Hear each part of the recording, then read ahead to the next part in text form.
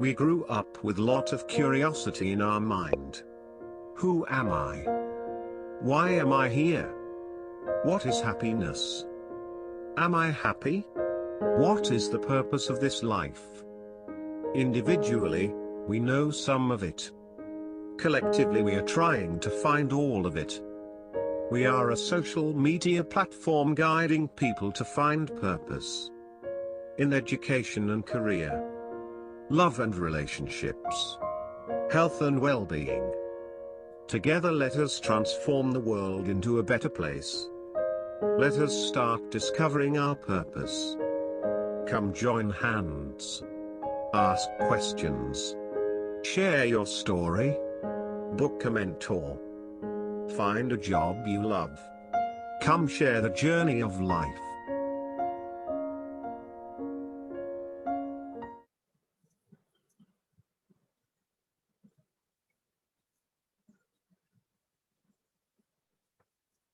Okay, so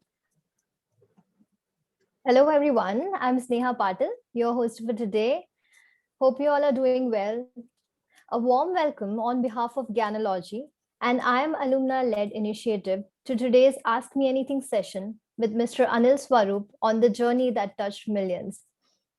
Mr. Anil Swarup is a former Indian Administrative Services Officer of Uttar Pradesh cadre and 1981 batch.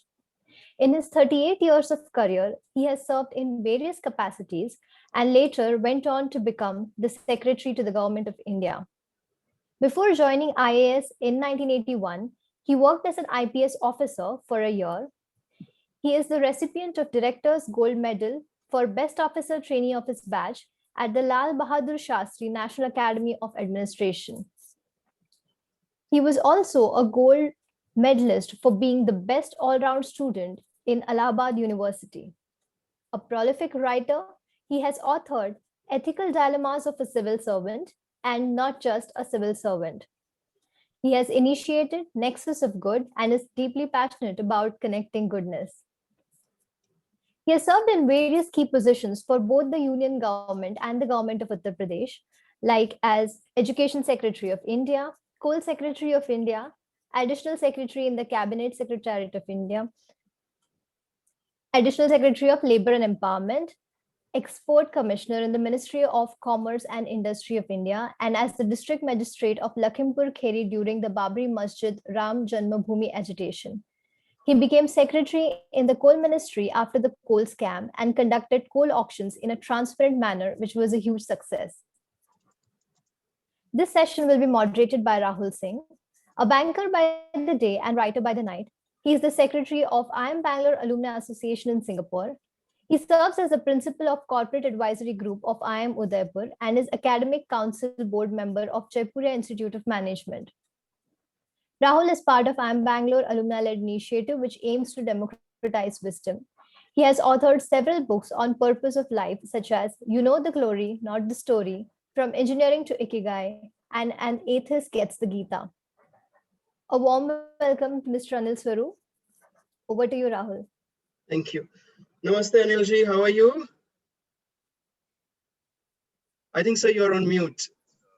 Namaste. I'm very fine here in India. I believe you are in Singapore. So it would be... Yeah, we are in Singapore, but we have a global audience. We have majority of our audience is from IIM, and they are very eager to hear about your journey and what are the ups and downs you went through it. So let me just, without going in a roundabout way, let me just go to the heart of the matter. Now, you have been a civil servant for 38 years. There have been a lot of ups and downs, I'm sure, in your long career. And one question that often one wonders is that what is the price that one pays to be an IAS officer? And I remember in one of your interviews, you said that this is a career where if you are ethical, then you survive. And if you are unethical, then you thrive. So with that, I would pass it on to you. So what is the price that IAS officer pays to be an IAS officer? Good morning, everyone, and what a pleasure it is to be amidst you all. In fact, I have been a visitor to IIM Bangalore, where I talk on such issues quite regularly. First, my compliments for the effort that you're making to disseminate knowledge, information, and some wisdom. A small correction to the statement that you made on my behalf. When I said ethical functioning is possible in the IAS, I have used not the word you will, you can't survive, you can survive unethically, but you don't have to necessarily be unethical to survive. That's the beauty of the IAS. In fact, I became an IAS officer because my dad wanted me to become an IAS officer. And it takes a lot of hard work to get into the civil service. It's very, very competitive, more so now than during my time. But the end of 38 years, which I write in my book, I say that if I were to be born again, I'd like to be an IAS officer all over. And that is where the statement that you mentioned, which is not fully correct, partly correct, where I say that IAS perhaps is the only service in the world you can reach out to a large number of helpless people, large number of poor people, numbers which you can't think in any other vocation. For example, I did this scheme called Rashtriya Swasthya Bima Yojana, where we reached out to more than 35 million poorest of the poor. Now, those numbers are not available elsewhere, and you can derive enormous amount of satisfaction out of helping the helpless. That is why I believe that IAS is good. Now, the second is, I've also said that you can, if you want to survive, you can survive if you are unethical in the IAS. I'm not saying you will survive, because I know of a number of IAS officers, including a couple of chief secretaries from the state that I come from, going behind the bars. So it's not that you will survive, and that's the difference in what you said and what I have written in my book, is that you can survive. I know of a large number of unethical survivors in the service, but there are a large number of them who've got caught as well. But this service provides you an opportunity to actually survive and thrive ethically. I'm not very sure whether others can. Sure. So because the audience is largely from IIM, I would ask you one question, which has been at the heart of educational institutions in this country, and largely also because you served in that capacity in one of your roles. You were the Secretary for Education. So universities and institutes of higher learning in India, by and large, are not free. They come under the UGC. There is a lot of influence the government has on them, and IIMs are kind of an exception to that. IIM is an autonomous organization, so in theory, it is meant to be independent of the political interference that is normally happening in other universities, so as to say, including a university where you studied, like Allahabad University. So what do you think? Should universities and Institute of Higher Learning be autonomous, or should they be under some kind of a government control? Because ultimately these universities are there to serve the people, and democratically elected people are the only custodians of the voice of the people. So what is your view on this matter? First, a small clarification. I never ever handled higher education. So my opinion about what you say is more of personal in nature rather than professional in nature. And secondly, I was posted as school education secretary. Perhaps at that point in time also, the government was scouting for the most illiterate, uneducated civil servant to be made school education secretary, because I had never ever had any experience in the school education department. I did think that I was moving out of the dark dungeons of coal mines as a coal secretary to the bright lights of school education. But I found that shocking. It was much worse than the coal sector. Whereas in the coal, the mafia was overground and the mining was underground. In education, all the mafias are underground, eating into the essentials of Indian society. And that is true of higher education also, for whatever little that I heard. I totally agree with you. And my personal view is also that not only in letter, but in spirit, we should go in for autonomy of degree colleges. If it has to be controlled on an overarching basis, not on a day-to-day basis, it has to be done by an independent body, not directly under the government. And here, I think this whole principle of accountability to the democratically elected leaders is, I don't agree with that as far as education is concerned, especially higher education is concerned. In fact, in the states, higher education is, the universities are directly reporting, so to say, in some of the states, at least in UP, I know, to the governor. Governor is in charge of the basically higher education. I don't think even that is correct, because governor ultimately says what the government says. Unfortunately, UGC, it was supposed to be an independent organization. It didn't do the job it should have done. So we have to have an independent institution run by professionals who look into the functioning of universities, and they are given autonomy. I can tell you, I was privy to some of the discussions in the Ministry of Education, then it was called the Ministry of Human Resource Development, where higher education issues were discussed. Everyone paid lip service to the autonomy of organizations, but the moment a moment came, they forgot the autonomy part. They wanted to impose their will on these autonomous, so-called autonomous institutions. I know it for sure. So I agree with you that IIM is a classic example where such autonomy has actually worked. And that is the formula that should be there for most of the universities in the country. That's my personal view. Right. And that brings to my last question, and then I will open up to audience. So my last question is that in a country like India, and more so increasingly in the world as such even, we live in a resource constrained world. There is not an infinite number of resources that we have to execute whatever we want to execute. And I will quote your own words. You mentioned that in a country like India, whenever you want to institute a change, not only does it need to be politically acceptable, it needs to be socially desirable, it needs to be technologically feasible, financially viable, administratively doable, and judicially tenable. So in your long career, what are some of the most difficult decisions that you took, which were fulfilling and ticking all these boxes and saw the end of the tunnel? There are a number of decisions that I took. Of course, this formulation that you mentioned of political acceptability and social desirability, so on and so forth, came much later. But I was conscious of the ground realities, because a number of civil servants who are very idealist in their approach are oblivious of the ground reality, and they get frustrated over a period of time. If you appreciate the ground reality, the chances of your success are much more, and chances of that success sustaining are much more. So for example, let me give you a couple of examples from my own career. In fact, my book has about 70 such incidents where I ran into one problem or the other, or evolving something or the other. In some cases, I succeeded. In other cases, I failed. And in that particular book, I don't say what I did was right, actually. I say what I did. And in some of the cases, I've questioned my own action. But let me come to a couple of instances where things actually happened. In one case, in other, it didn't happen. So it will give you a flavor of what happened and what didn't happen. Let me take first the example of what didn't happen. When I took over as Secretary of School Education, I ran across these mafias. And there's a full chapter in my book on the mafias. And one of the biggest mafias in school education is the one that runs B.Ed and D.El.Ed colleges. B.Ed and D.El.Ed colleges are those colleges where budding teachers are trained. And we discovered to our horror that there are purportedly 16,000 such colleges in India, 4,000 of which do not exist in India. They are just in a room, namesake, and they can give you a degree. Now imagine what sort of a teacher are they churning out that will finally teach in the classes. So the chairman of National Council for Teachers Education, a very senior IAS officer, he came to me and he said, this is the problem and I want to start some action. I said, please go ahead. I had just joined this as Secretary of Education, but I understood the problem. I said, please go ahead. So what he did was issued notices to all these colleges, asking them to furnish on an affidavit the details about their college, the geographical details, the faculty details.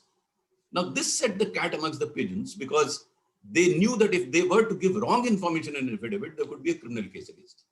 So first these guys, these mafias, tried to approach politicians. But we had worked out a strategy. I had gone around about 24 states in the country. In the first 3 months of my existence as School Education Secretary, perhaps the most traveled secretary in the government. And I had spoken to a number of chief ministers and I had brought them over to my side. In the sense, I explained to them the necessity of reining these fraudulent colleges. So they did not get any political support. So I got that political acceptability part here.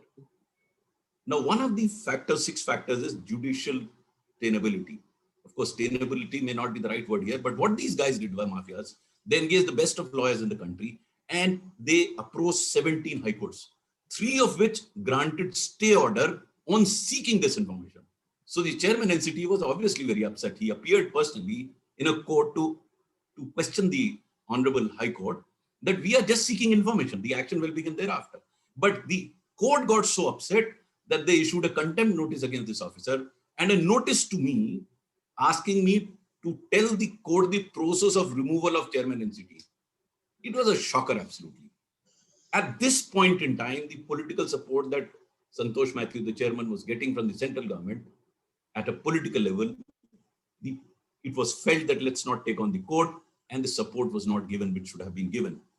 Now the chairman NCT was so upset that he resigned from the IAS. Probably one of my biggest failure in my entire career of 38 years. I couldn't prevent his resignation. So on account of some convoluted judicial tenability, he had to resign. But the good news after that is the effort that he made in ensuring that only quality B.Ed and D.Ed colleges come to the fore.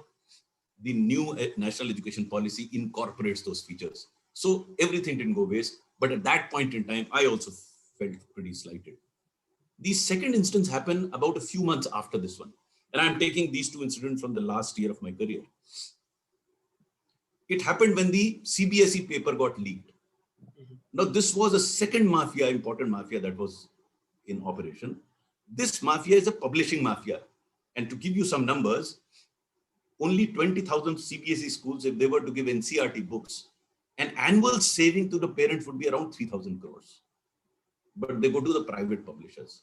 The top-up racket was that CBSE itself was publishing books for 900 crores. Now, Chairman CBSE came to me and said, sir, our job is to conduct exams, not to publish books.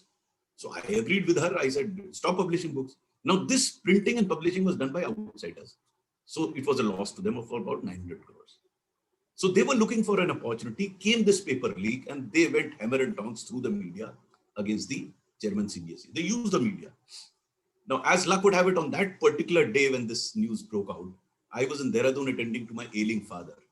So the Chairman CBSE spoke to me and I told her to talk to the media and tell them clearly what the status is, because she was not to be faulted.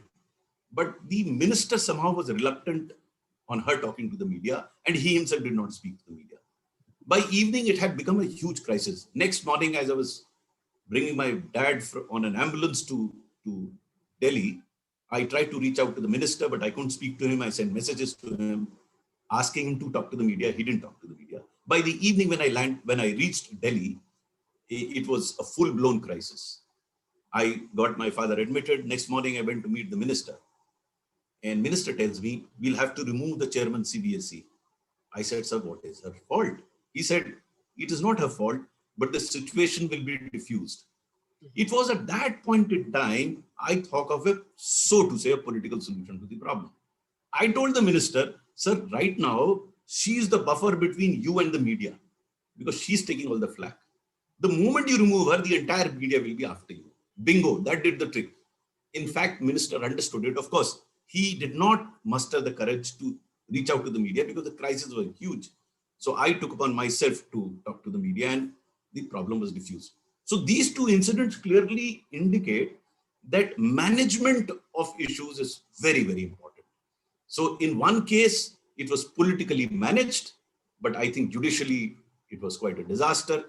It couldn't be managed. I have added one more dimension to the sixth dimension that you mentioned.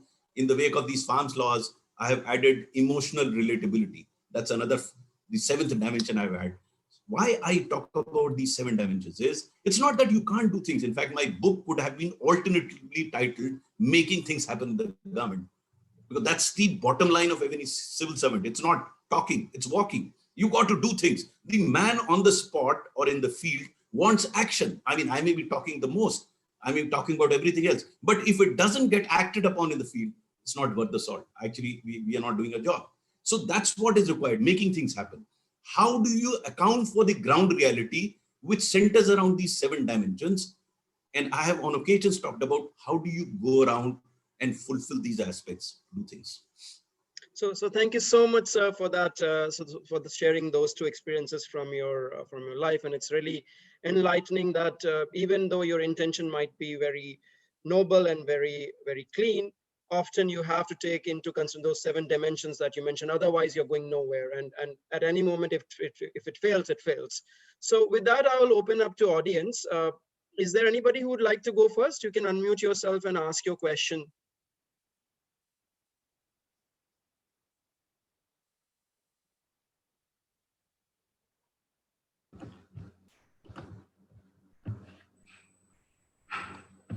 So, good morning to you. I am Dr. Venkatesh here.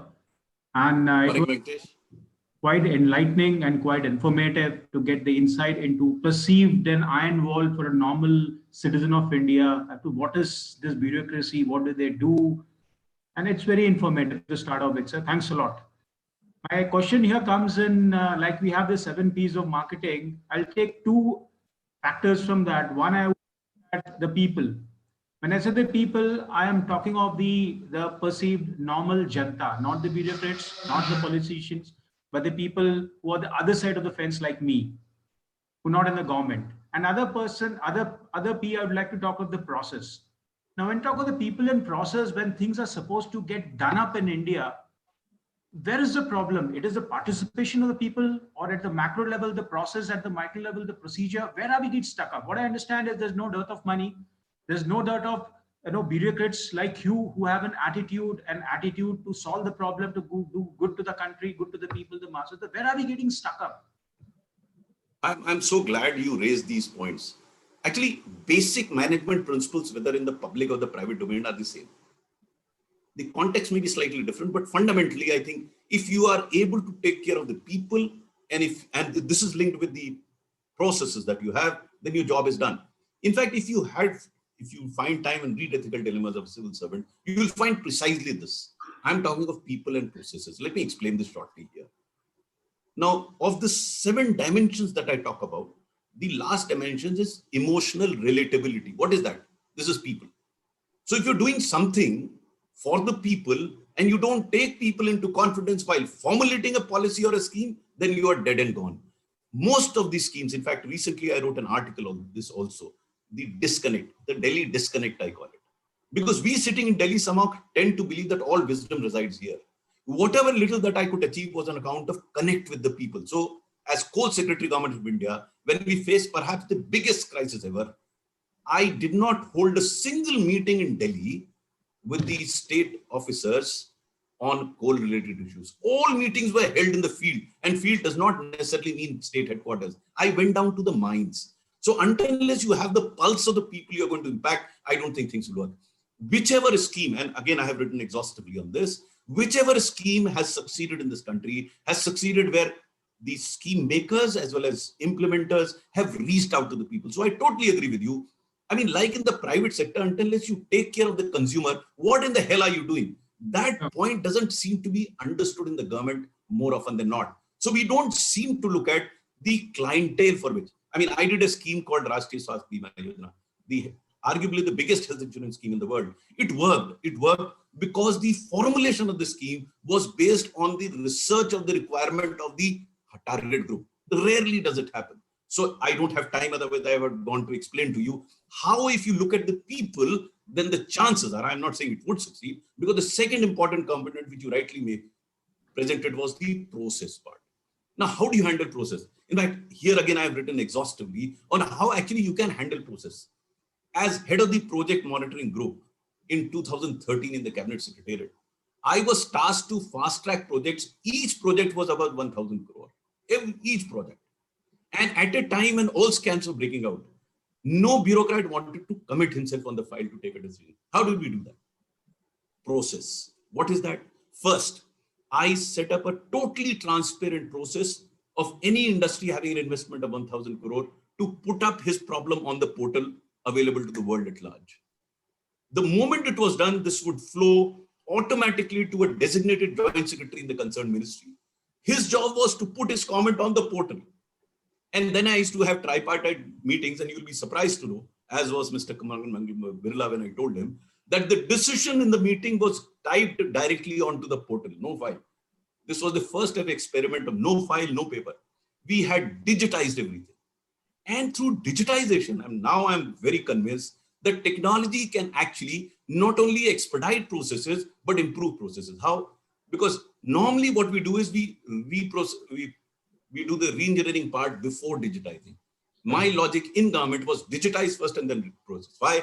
Because you will have data regarding where the process is getting stuck. Without that, there'll be many people who want to stop what you're doing.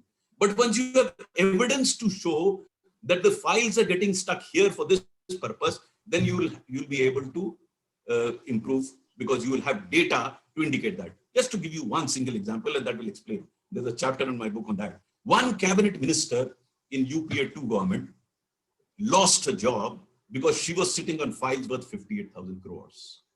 Now people ask me, how in the hell did you get clearance of 5 lakh crores worth of project in 50 months? And my answer was very simple. No matter how inefficient I am, but to the public, I'd like to appear to be efficient.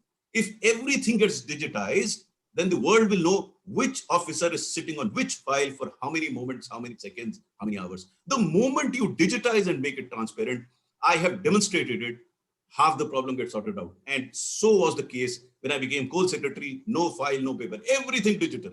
I didn't even have to ask anybody to send me a file because they knew that I could know that they were sitting on the file. Files came to me promptly. So was the case in education. Not a single paper file, everything digital. And that is why I wrote last week, why doesn't it get done in every office? Of course, I've given reasons why it is not getting done. But since the Prime Minister, he spoke to me on a number of occasions, wanted digital functions, it surprises me that why isn't every ministry going digital? Sir, thanks a lot. I'd like to hog a bit of more time than the others by adding on or questioning, adding on some more questions out here as a corollary to my previous question. Very rightly you said, sir, number one, once we digitize, the transparency increases, as you said, and also you went to the grassroots, that is the stakeholders in the field, to involve them as finding what are the pulse on the ground to connect and make something a more veritable process towards the solving the problem. My point is here, sir, you made it agree, but do you think that now a time has come where we, sir, I was in the Indian Air Force for almost 32 years and I had my own limitations because being a military officer, I could not do many things. It is not that I didn't want to do it, but I could not do because of my government rules and restrictions. I plan to have a concept, something called the DARE, D-A-R-E, DARE, which might sound a bit negative in connotation, but basically is democracy after election, an acronym for democracy after election is the concept. What I'm saying is, what about involving the people, the stakeholders in the process? Like you went to the field, what about getting them to the capital? When I say getting the capital, I'm talking conceptually getting into the capital means meeting the people, the who's and who takes the decision. So how do we involve the grassroots, the stakeholders into the democracy after elections is the point. Dr. Chari, I didn't have time to explain the whole thing that you asked. I would suggest you read the book and you'll understand how do you engage with people in Delhi as well, get them over to Delhi. When I traveled to the states as school education secretary, I visited, as I said, 24 states. And these states did not mean state headquarters. I went to the first 2 districts I visited were Bastar and Sukma. I drove from Pune to Goa by car, dropping down on the way to look at schools. Drove from Srinagar to Leh, not taking the national highway, looking at schools. And I found 110 models working beautifully. I got them all over to Delhi, interacted with them for 6 full days, picked up 24 such models and took them back to state. Heartening to note that after 3 years of my retirement, almost all such models have not only worked, they've scaled. So it can be done. Now, I have a slight different opinion from what you say, the approach to it. What you say is correct. One is telling others what you got to do. It's very easy. Now I've become a Rai Sahib, after retirement, I don't have to do anything. I don't have to do the walking. I can talk and keep telling you, Dr. Chari, you should do this. Dr. Maurya, you should do this. I can see that. No. As a civil servant, my job was to demonstrate that it works. And let me tell you, that demonstration has such phenomenal impact that at least those around you veer around to it, because seeing is believing. So I can keep talking about what should be done in this country, because almost everyone is so concerned about the country that they don't do anything about it. They only talk about it. My contention the whole idea of setting up this Nexus of Good as a foundation is that to demonstrate to people that good can be done because it is being done. And it is not mere pontification of telling people to do this, that, and everything. It is telling them that it is happening. Try and please take a look at it. And if you feel convinced, then the chances are that you will be convinced. After having watched, probably you'll do it. So we can talk big. Everyone is, that's the best thing to do. Talk big, because no one will find where the feet are. We can all, I love it these days, because these days I don't have to do anything. You ask me for talk for 2 hours, I will talk for 2 hours. Because no one is going to question me. Why don't you do this? Whatever I talk, every word that I speak, if I have not practiced it during my career, I will not speak about it. And there's a demonstrable impact of what I did. So why I talk to many people now and why this Nexus is good is precisely for that purpose. Let's stop talking. Let's start walking. Let's do whatever little that we can, because I am looking at those officers, because I was a civil servant myself, who performed despite the difficulties, despite these 7 dimensions of political desirability, social, all that what I said. Now, the point here is, it is the choices with me. I have to take a call whether I look towards the black or the white or the gray area. The choice is with me. So whenever I talk and whoever I talk to, I said, stop pontificating. Do what you can. I mean, my personal view is, I mean, I agree with what you're saying, but we can keep telling whether it's dare, bear, or rare, or care. It doesn't really matter. So long as Ms. Dr. Chari can demonstrate to 5 people that this is doable, those 5 people get influenced, they in turn will influence another 25. I would rather do it. I know it's a very slow process, but I learned it the hard way in the bureaucracy because I stopped pontificating long ago. I thought that I will deliver. So what we did in coal for the auction is relevant 5 years down the line even today. The same system continues today and they're auctioning it without anybody pointing fingers toward anybody. When we did those 5 lakh crores worth of projects, during UPA 2, not a single finger was raised, which has then, induced others to follow the system. Now you can say that the impact is very little. You can do only that much. I'll just conclude by a statement by Reinhold Niebuhr, because otherwise we end up frustrated. I've seen civil servants. Lord, grant me the serenity to accept things I cannot change, courage to change things that I can, and the wisdom to understand the difference between the two. So I can keep shouting, this should be done, that should be done. Anyone can do that. And then feel frustrated, I didn't do it. I mean, I know of so many civil servants who are very passionate about what they do, because I interact with all seniority people. One reason of writing this book, Ethical Dilemma, was to show the practical dimension of ethics. I'm not saying that ethical behavior is something which you should do here. No, I have demonstrated in my book that ethical behavior and honesty pays. It's not because it's an ideal, it actually pays. So I'm not putting these guys on making the Mahatmas or Buddha or Gandhi. No, they're common human beings who did. I have mentioned 50 such officers in the book who've done phenomenally in these set of circumstances. So my inspiration are those people who've done things on the ground. Thank you. Thank you so much, Dr. Chari, for that question. And thank you so much, Anil sir, for that wonderful answer. Anybody else has a question?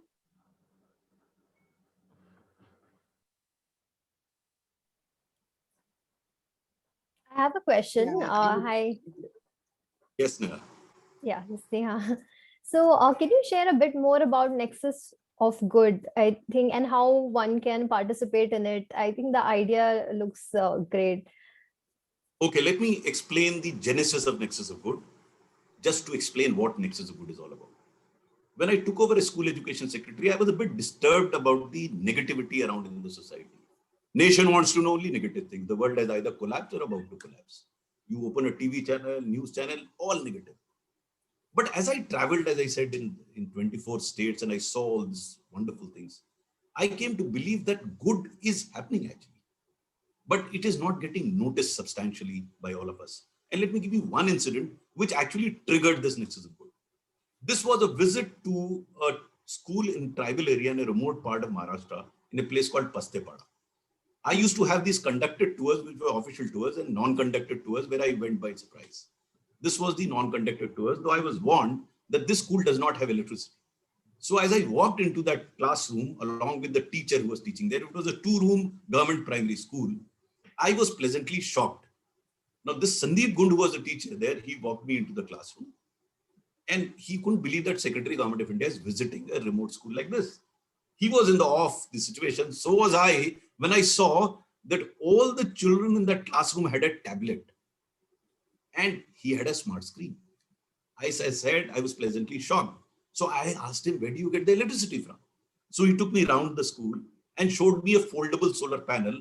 He said, through this, I'm charging the batteries. And they were nothing but, some modification of a car battery through which he was charging the tablets. Then the next question was, where did you get the money to buy these tablets? He said, when I came to the school, there were about 40, 50 children in the school.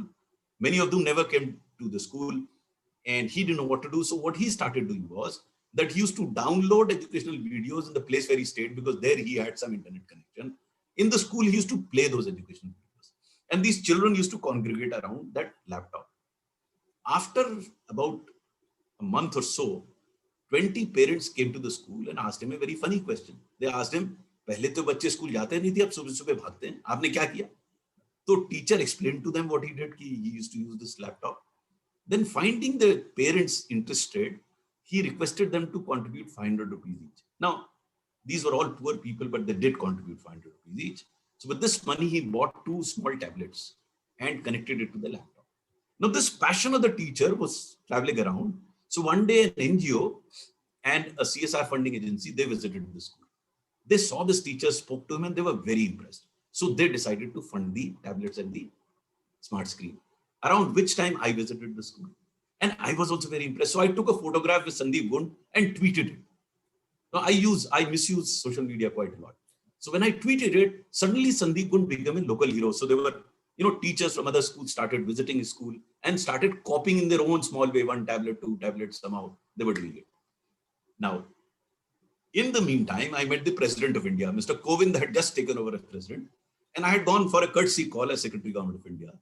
And since he had some time, I narrated this wonderful story of Sandeep Gund to him. He was also very impressed. When I saw on his face that was lit up, I asked him, would you like to meet Sandeep Gund? He said, why not? So I called Sandeep Gund over a few days later, and he met the President of India, photograph taken and tweeted. Suddenly, Sandeep Gund becomes a national hero. But this is not the end of the story. The Paste Pada model, and this is there in my book, has now been replicated in more than 50,000 schools of Maharashtra. The digital model, not a single penny from the government, 354 crores through crowdfunding. That gave me the idea of Nexus of Good. What is Nexus of Good? If you find anything good happen, in my state of UP, they call it, हम मुक्त कंठ से बुराई करते हैं, मुक्त कंठ से तारीफ क्यों नहीं करते, हम कंजूसी क्यों करते हैं तारीफ करने. So if you find something good, identify it, understand it, appreciate it, replicate it, and scale it. Now, the last 2 parts of scaling and replication will come through public-private partnership. One of the foundation of Nexus of Good is that we should stop cursing each other. Public should stop, people in the public domain, that is people like me, should stop cursing people in the private domain. And people in the private domain should stop cursing people in the public domain. Because unlike the understanding of some of us, where we believe in government that all private people are making profits and everyone in the private feels that everyone in the government is corrupt, which is totally wrong. There are wonderful people in the government domain. There are wonderful people in the private domain. If the rascals and the ruffians of this world can come together and create problem for us, why can't good people come together and spread goodness? That's the foundation of Nexus of Good. So what we did was I started small. I started with a small Twitter handle at the rate of Nexus of Good. This was followed by setting up of a portal, nexusofgood.org.in. Then we set up this foundation. We have fortnightly, monthly webinars. We provide this platform for those that are doing good work to roadshow their work. And it is, frankly speaking, it is spreading so fast. Hundreds, thousands of people have joined the movement because they want to share the good work. And that's the beauty of it. I was always of the opinion that in India, we are very fond of masala. I think we are also fond of sweets. So we are trying to bring in the sweetness of goodness of getting people together. I'm so glad people are joining it. There's nothing much that we are doing, but we are providing this platform. We have now a quarterly newsletter also, which highlights these stories of good work. Now, why do we do that? The contention, as I said earlier, is that good can happen because it is happening. I'm not pontificating that you should do this, you should do good, sat bolo, jhoot mat bolo. No, none of that nonsense. What we are saying is, look at this. This guy has derived enormous amount of satisfaction on account of, just a minute, I'll just take this call. Hello. हाँ, जी. एक छोटा सा काम चल रहा है, ठीक है. एक आदमी का कोई काम कर रहा है, ठीक है. एक आदमी काम कर रहा है, वो बड़े ही काम कर रहा है, थोड़ा सा रिपेयर कर रहा है.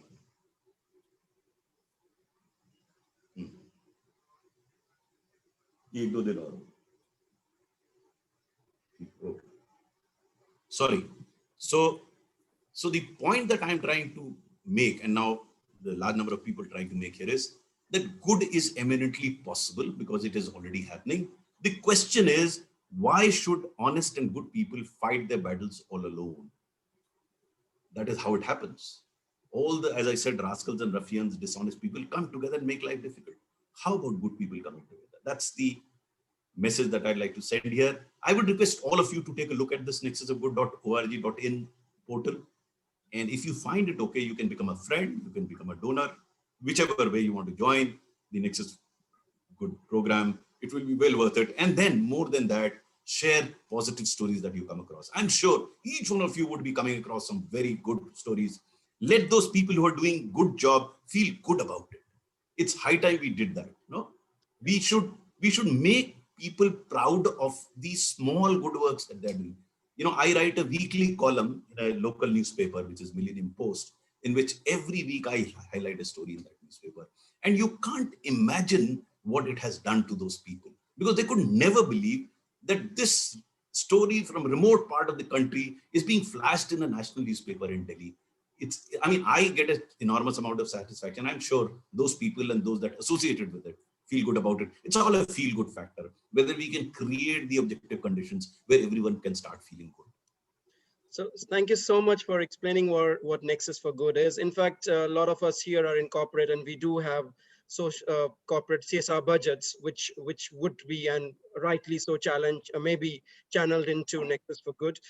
Personally, I am on to my fourth book, and it is called Millennials with a Purpose. So this is about people who are born from 1981 to 1996 and are doing something interesting, something which is selfless. So maybe I'll reach out to you. You might have a couple of stories that could cover. In fact, my third book is precisely this, actually. My third book, which I'm working on these days, will be titled now, Making Things Happen. Okay. Because to me, that is what that matters. And Nexus of Good is one way of making things happen. So that's what I plan to do, but I'm glad you are at it.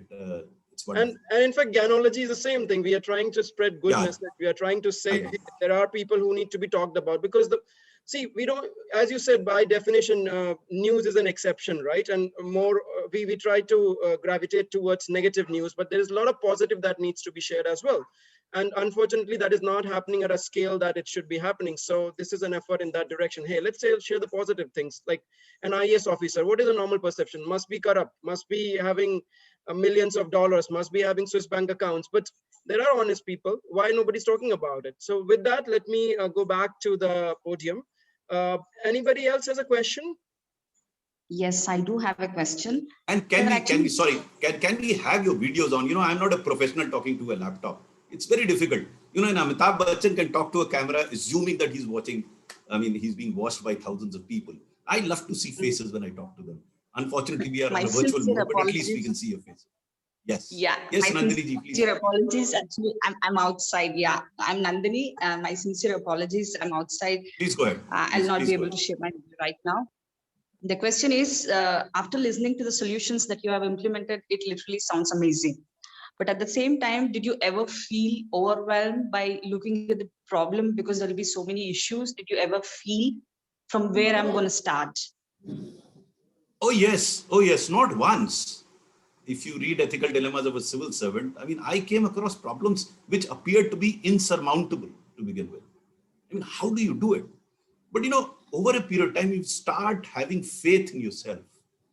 Then solutions start emerging. It's an amazing thing. It's an amazing, amazing thing. If you have a belief in yourself, you know, when I read these books by Rhonda Byrne or Paulo Coelho or one who sold his Ferrari, you know, I initially did not know how it works on the ground, but it worked. If you have that faith in you that you'll find an answer. Let me give you one example. When I walked into the room of the coal secretary when all scams were coming around, and the CBI was after officers, files, I didn't know where will I start? You know, but what thought struck me was this. Thought was, the scene is so bad that it can't become worse. So anything that I'll do will be an improvement. I can walk away with that credit. So that was the positive energy that helped me do. And on accounts of an absolutely amazing team that I had, that's another case study. We managed to sort out everything whole. And not only that, you know, I remember we had a round table in our room, and the positive energy around that table was so much that we used to jokingly say, and perhaps now I think seriously, we could have found a solution to the Kashmir problem. So, you know, it's a question of when a problem gets could put before you, how does your mind start working? Are you becoming a part of it? Or initially you are starting thinking to find a solution? When Babri Masjid came down, I have held, assignments which are absolutely amazing. I mean, my experience has been phenomenal, absolutely. In situations where people thought nothing can happen. And it did happen. Like, for example, clearance of cases, clearance of projects above 1,000 crore. No one gave me a chance that this will happen. I remember Chidambaram was the finance minister. I had never met him. I never meet politicians. In my 38 years of career, I never ever went to a politician for any work, because my belief was very simple, very simple. I did not expect anything from the politician, so I could work like a king. I didn't mind getting transferred. So after a time, politicians saw that he doesn't feel harassed, so don't transfer him. So the fundamental thing was, which comes in the last 2 lines of my book, and that is the essence of my existence. खुदी cooker बुलंद इतना कि हर तकदीर से पहले खुदा बंदे से कुछ पूछे बता तेरी रज़ा क्या है. I was pretty close to the Prime Minister. We used to interact quite a lot. So when I was close to the retirement, I was invited by him to explain to him health insurance. I was Secretary Education. So I said, what will I tell? No, you've been in health insurance and we are struggling for past 3 years. So can you come and explain? So I went and explained to him. I spoke to him the manner that I'm speaking to you. And I spoke something which I was warned that the Prime Minister may get angry. He doesn't like the idea of insurance. But I spoke nonetheless. After the meeting was over, or not just about it was over, the Prime Minister agreed with my problem. Everyone was shocked. I was just walking out. This Joint Secretary from PMO, he asked me, sir, आप ऐसा कैसे बोल दिए Prime Minister से? मैंने कहा यार मुझे इनसे कुछ चाहिए थोड़ी ना अभी चाहिए ना रिटायरमेंट के बाद चाहिए, और जब कुछ चाहिए नहीं तो जो इनके भले के लिए मैं बता देता हूँ, नहीं मानेंगे.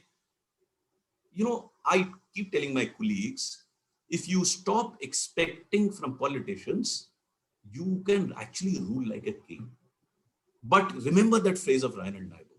Don't try and become a revolutionary. If you are a revolutionary, pick up a jhadu and join a political party. But if you want to be a fast revolutionary in bureaucracy, you can work, you can succeed. So that's how it happens, Nandini ji. Thank you. Thank you so Nandini. much. Yeah. Do we have another question? I have a question. Sure, just go ahead. So I'm 21 years old. I decided to prepare for civil services. I started reading newspapers and some books. So, but now when I look at the system, I think it's totally difficult for me to enter, and my motivation has gone down. That we have all challenges in the civil services. So no matter how good you did, but I think you might also had many challenges. So isn't it better to join private sector and have a chill life? So what should be my motivation to get into the civil services? And at yes, 21 sir. years, you don't want to face challenges? What are you doing? At 21 years, you want to run away from challenges? That's the beauty of life. You will love those challenges once you face them. You face your fears if they are fears. What are you talking? I'm not sure. I'm sorry to say, you've not been in right company. My suggestion to you would be, read Ethical Dilemmas of a Civil Servant and come back to me. You will be a changed man, I can guarantee. Because it's not that I didn't face challenges. I loved them. You have to love your problems. The moment you start loving your problems, you will enjoy them. And if you don't enjoy your moments that you're in, you are in trouble, Ojas. You think that in private sector, you will have a smooth sailing? There are a number of private sector people sitting here. And they will tell you it's not very easy to work in private sector. Life is not easy, but you can enjoy the life that you have. Whether it's your call to join the public or private. But if you're not joining the civil service for the challenges that you'll face, I'm sorry, you are taking the wrong reason for not joining the civil service. If there's some other reason, I don't have to. There could be any other reason. But for challenges, I can assure you, you will face as many challenges or different variety in the private domain. So my friend, never ever think that you will not face challenges in life. You will face challenges in life. The beauty is that start loving your challenges. Once you do that, you'll succeed wherever you are. It is not material whether you want to become a civil servant or private. I have retired now for 3 years. I find post-retirement, I am worth much more than I was as a civil servant. I am not being shortchanged by the government. I am able to speak what I want to speak. I am paying more tax to the government than the pension that they give to me without even reaching out to anybody. Khudi kukar buland itna. That's what you got to do. Forget about public, private. Talk about yourself. What do you do to yourself? And my dear friend, don't run away from challenges. Don't, if you hide from your challenges, you could be serious trouble. Read the book. I'll ask the organizers to give my number to you. Come back to me after reading the book. I can guarantee that you would have changed your mind. Many have. And Ojas, you're from IIT. Is it easy in IIT? No, sir, it is not. Yeah, so there you go. You get your answer. Thank you. Thank you so much. If I may add something. Yes, Mr. Krishnan. Swarup, you've been just fantastic. This is awesome. But you made up a very, very important point to Ojas's question. And I want to say something from about almost 45 years ago. I'm from probably the one most distant from you right now. I'm in the suburbs of Washington, DC, and it's 1 o'clock in the morning. So you can imagine how inspiring your presentation is, that I'm sitting up here till 2:30 in the morning to listen to you. It's an honor, sir. But I specifically want to add something you said for Ojas, which is at Institute of Management, Bangalore, the founder director, N.S. Ramaswamy, who's known as Bullock Cart Ramaswamy, made one statement. He said, and Bangalore was instituted largely as a public sector oriented mindset organization. He said, why should I waste my national taxpayers' money and educate you so you can join a multinational company and sell sanitary napkins or cosmetics and things of that nature? You come to the public sector, you'll have hundreds of thousands of crores, and the responsibility you have and the satisfaction you have of doing good is priceless. So current people like Ojas, current generation, please go to the public sector. That's where you can make a huge difference and really big satisfaction in what you do. Thank you very much, sir. I think you made a very pertinent point. Only difference opinion is forget about public or private. I keep telling all youngsters, do what your heart tells you to do, but not on account of the challenges that you face. Go by what your heart says. Don't go. Exactly. Don't go to public sector because I'm telling you to go, or because Mr. Krishnan is saying that. Do what your heart tells you, but don't be cowed down by the challenges. That's the point that I was making. I would not be the person to tell you to join public or private. That's a call that you got to take. But take a conscious call. Either way, I can guarantee, I know a lot of private sector now. There are huge challenges there. You think the life is easy, it isn't. Life is tough, but you enjoy that life. What's the big deal? No? Someone wants to know about the book. Can you circulate it to it, Rahul Singh? Yeah, I will do it. So it's called Ethical Dilemmas of a Civil Servant. Yeah, so I will also after this meeting I'll send a summary, and that will link where they can buy it. Anybody else has a question? Anil sir, we have 5 more minutes, or we have more minutes? Yeah. You can go on for some more time. Yes. Okay, sure. Another 10 minutes. Yes.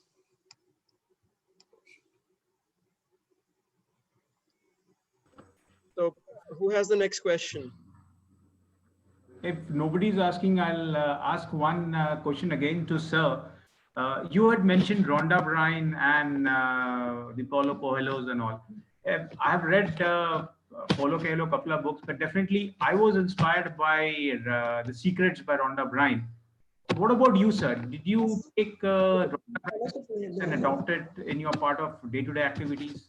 You know, I'm a very avid reader. I read about 100 books a year for the past many years. Oh, great. And I get a lot of inspiration from books. First inspiration is, the more I read, the more I discover how ignorant I am. That's first. The second is, when I read books like Paulo Coelho, from Rhonda Byrne, or Randy Pausch, The Last Lecture, these books are so inspiring. They tell you that if you have the passion to do things, the whole world conspires to make it happen. And I have actually experienced in my life. It's a question of getting the world to conspire with you. And that's what passion brings to your work. You know, one is doing in routine, but if you're passionate about it, you know, I had a very interesting stint as Secretary Government of India. I was there for 4 years. Not many people have this 4-year stint. And I never stayed in the office beyond 6 o'clock, except first 3 months in cold when I slept in the office, but thereafter 6 o'clock. Why? Because I was fortunate to have team members who were much better than me, and hence I could delegate it to them. What I did was, my only contribution to it was trusting them.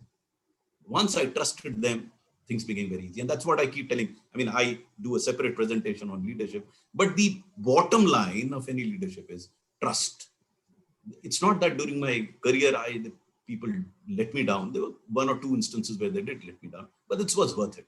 I made my life easy. Their life was very easy. It's the trust part which is most important. And you can trust only if you're confident about yourself. You can't trust. If you're insecure yourself, you can never trust others. If you're secure, then you can trust people, and life becomes very, I told you one is reading. I'm very fond of music. I compose a bit of it. I'm very fond of movies. I'm mad about cricket. My hobbies they won't come in 24 hours. Yet, for some reason, I had always spare time. Whether as Secretary Government of India, otherwise, always had spare time. I'm really surprised that when I look back, how did I manage all that? I did, because I didn't do everything. I'm not a hard, I probably created this impression that I worked very hard, which I didn't. Now, of course, I'm out of it. I can let the secret out, but I didn't work very hard. But I was good at taking work from people, how motivating them, getting into it. You read the book and you'll get an idea as to what I'm talking about. So in line with your ki khuda bande se puche bata teri takdeer kya hai. I remember in late 1980s when the black and white TV came in India. At least we had a black and white TV from a pure middle class family. There was an ad, Hero Puch, P-U-C-H. Yes. In which Amir Khan used to, it was a moped, probably a 50cc moped. Amir Khan, the actor, a very popular young romantic hero in those times, used to give the ad. He was the main actor in that ad. And the tagline was, Akele hoti hai har nayi shuruaat, yadi shakti ho to zamana deta hai saath. So that was a very nice ad. And I remember those lines, which I tried to adopt in whatever I could in my life as an inspiring... It's no, main akela hi chala tha jaane pe manzil magar log saath aate gaye karwa banta. There are many like that, like Ekla Cholo Re, which is a basically nobody is going with you, just start. Yeah. No, since there are young friends also, this is not for others, only for young friends. Remember these couple of lines, and then you will be able to evolve as a much better person. Umr bhar yahi bhool karta raha ghalib, dhool chehre pe thi aina malta raha. Just remember this. You remember this, you will evolve as a much better individual. You can't do a nut to others. I'm telling you, even as an IAS officer, initially we thought we were very powerful. All that you can do is to yourself, nothing else. And maybe sometimes later I'll talk to you how you can do it. Because not only what that is important, how part is very important. You can actually have that drill. I am what I am today, not what I was born a genius or something.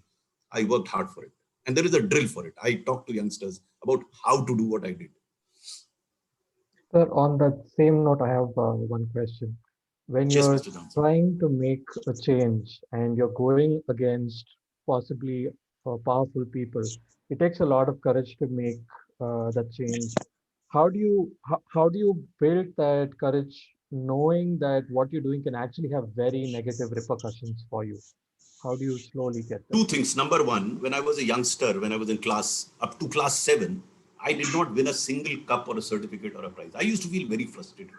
My mom used to tell me, "Tumhara time aayega," very worried. And then she used to use these words, which I didn't understand them. I didn't understand that. Much later in life, I actually understood what it meant. And that was it. So then I started focusing on what I'm doing now and started enjoying those moments. Like I'm talking to you all, I'm thoroughly enjoying it. If I don't enjoy it, now I have the option to go out. But talking to a minister, sometimes it was difficult. We didn't like what he was saying, but you had to hang around. That is one. Number two is, once you are aware of the fact that the consequence don't matter, or not, sorry, that's a wrong use, that I have no control over consequences, so long as what I'm doing, I'm enjoying it. And in my understanding, there's no disconnect between what I think is right and what I'm doing. That's the critical part. Much of the problem comes when there is a disconnect between what you think and what you're doing. Let me give a totally different example. Now, I have still not understood, or maybe I have partly understood, why do people buy Mercedes car? I have brought a auto transmission Baleno, and I love driving it. I have yet to find, and I've seen many of them, a person buying a Mercedes car and driving himself. Very rarely do you find. So all the pleasure of driving this lovely car goes to the driver. And the back seat of Mercedes is no great shakes. If you close your eyes, in fact, you can be very comfortable. Indians find it very uncomfortable sitting in that. But we buy it. You know, why do we buy it? We buy it for my Padosi neighbor, because I have to tell the world that I have a Mercedes car. Why else do you buy a Mercedes car? Yeah? I see no reason. What is the addition? Does it give you, I mean, as a private sector man, probably in finance, you'll understand, does it give you an additional value of 70, 80 lakhs of rupees? No, you want to create a status out of that car. That is the problem. The problem is not otherwise. Problem is when there is a disconnect between what you want to show and what you are. And once I had that connect, that I was clear-headed, I was focused as to what I wanted to do, irrespective of the consequence. Not that I was doing it blindly. You know, again, if you read my book, there are many instances where I paid a price for doing what I did.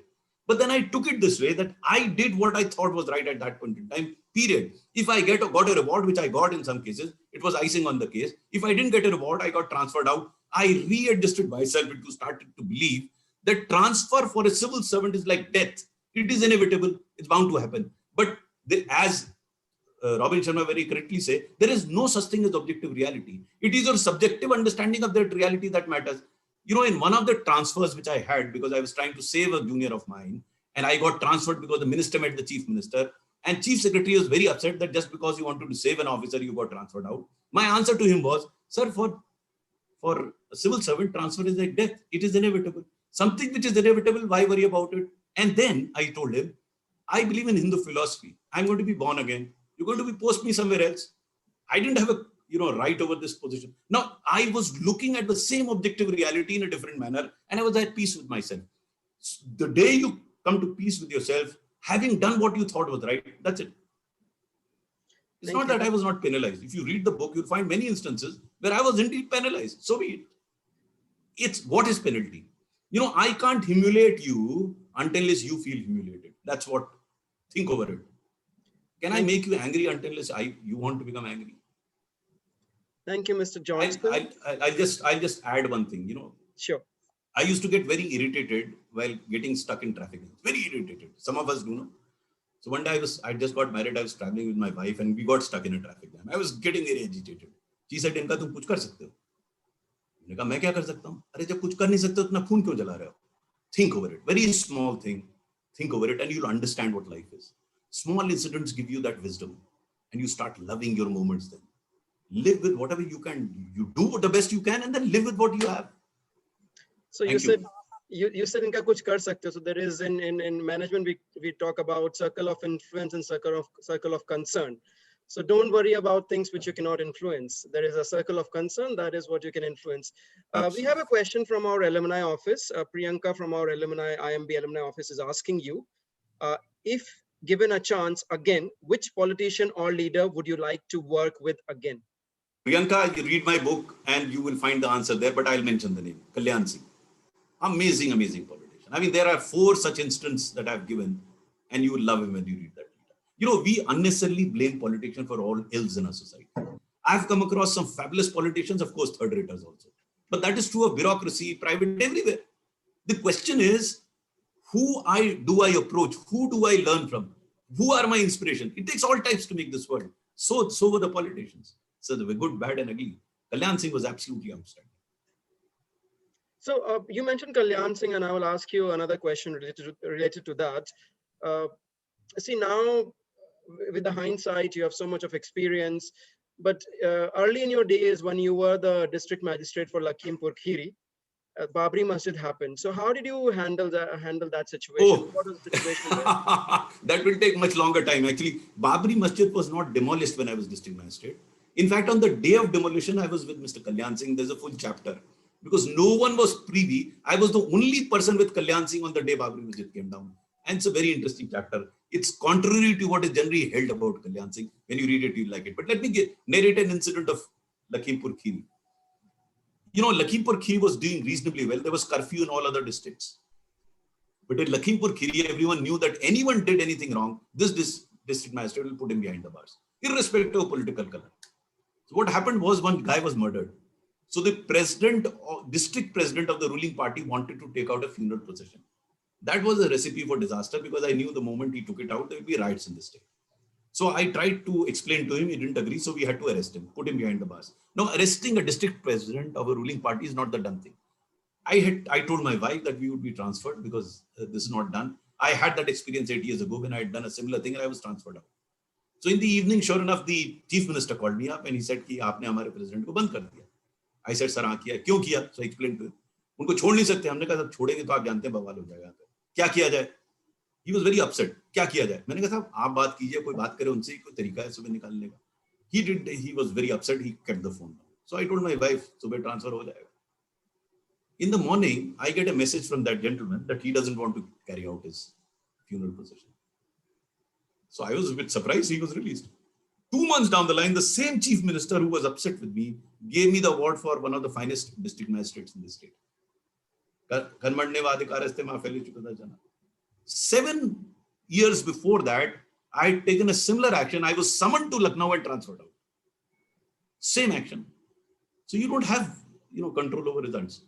But by that time, I had accommodated. Accommodation is a big thing. I keep telling my colleagues, please don't confuse between compromise and accommodation. Accommodation is adjusting with the set of circumstances.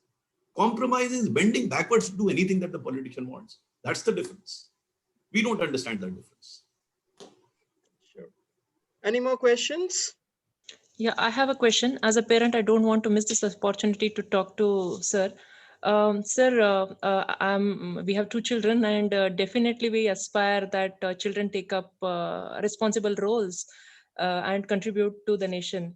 So I wanted to know, as a parent, how is that we can start grooming the mindset of the child so that the child dreams about it and takes it up in future, because they're like a clay, right, which is a wet clay. You can mold it in any way. So I just thought let me listen from the horse's mouth. Madam, one request to you. I'm making a very outlandish request. Stop thinking about the nation.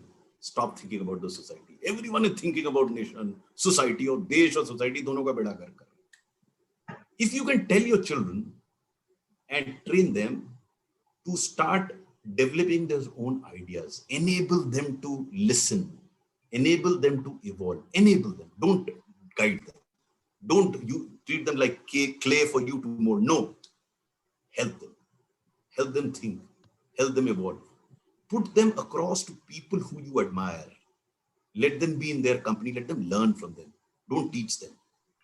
Let them get inspired by those people. I'm sure you would have remembered, like my parents used to tell me to read, say, for example, Mahatma Gandhi and Vivekananda. Why?